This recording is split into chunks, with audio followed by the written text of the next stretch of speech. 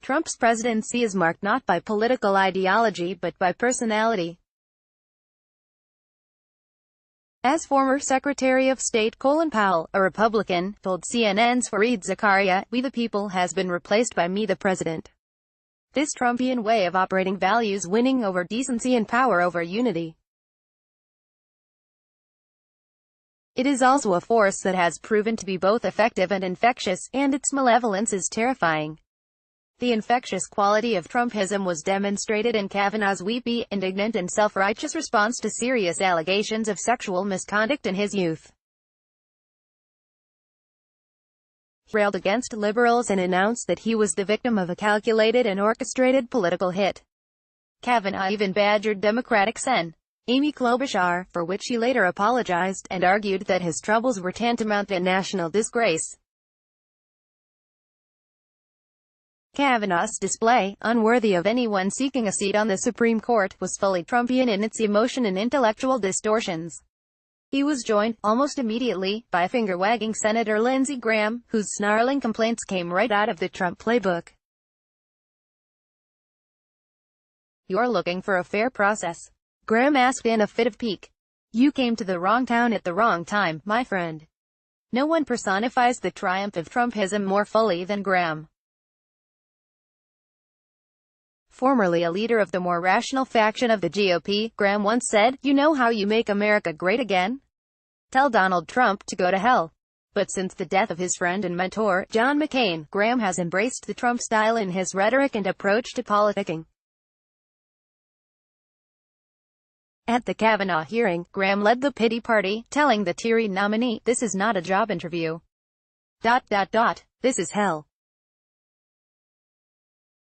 Later he would say that poor Kavanaugh had been turned into a slut whore drunk by those who reported that he had been a predatory, out-of-control drinker. The fight over Kavanaugh was, in large part, a conflict over whether serious allegations made by Christine Blasey Ford, who charged him with sexual and physical assault, would be taken seriously. For a moment, as Republican Senator Jeff Flake advocated for a week-long pause for an FBI investigation, it seemed that reason would supersede unfiltered emotion. But Flake soon fell in line, and so did Sens. Susan Collins of Maine and Joe Manchin of West Virginia. Afraid to demand a thorough process, they, too, voted to put Kavanaugh on the court. The stress voiced by women in the Senate gallery, who shouted shame, as the votes were cast for Kavanaugh, was the sound of anguish over how once reasonable leaders have capitulated. A president who issues lies by the thousands, gleefully divides the citizenry, and makes a mockery of cherished institutions. The votes by senators who diminished the Supreme Court by adding Kavanaugh affirmed that Trumpism will not be easily pushed back. Of course, there is no denying Trump played a role in Kavanaugh's confirmation. Trump's advocacy for his judicial nominee included his usual mix of bizarre rhetoric and unhinged ideas. He complained that Democrats were out to destroy Kavanaugh and that his opponents were really evil people. He even offered an absurd conspiracy theory about billionaire George Soros, a GOP boogeyman, funding protesters who came to Washington to oppose his nominees, GOP Sen.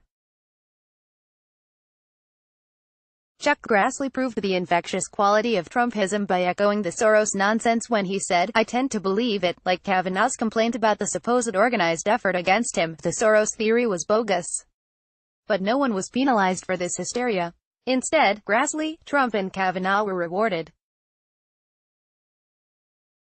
And with their victories, the prospect for a return to the goodwill that once marked civic life grows smaller still. Trumpism is winning, and that's why so many Americans are terrified.